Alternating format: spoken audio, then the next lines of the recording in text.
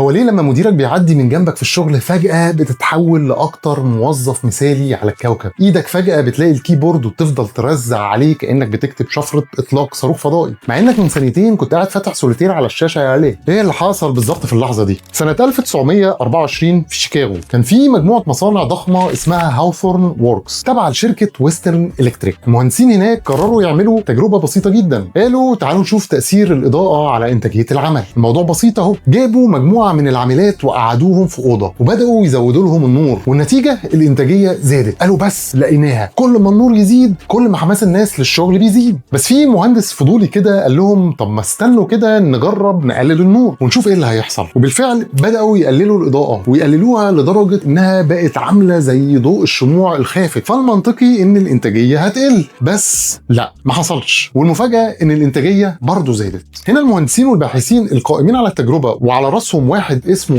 ألتون مايو وقفوا متنحين. ايه يا جماعة الحوار ده؟ نزود النور الإنتاجية تزيد، قلل النور برضه الإنتاجية تزيد. الموضوع طلع ملوش أي علاقة بالإضاءة أصلا. كل القصة إن العاملات دول لمجرد إن هم حسوا إن في حد مهتم بيهم وحد بيراقبهم ومتابعهم وبيجرب عليهم تجارب، حماسهم زاد وبدأوا يشتغلوا أكتر عشان يثبتوا نفسهم، حسوا إنهم بقوا مهمين. واللي حصل ده اتسمى على اسم المصنع اللي عمل التجربة دي وبقى اسمه هاوثورن إفكت.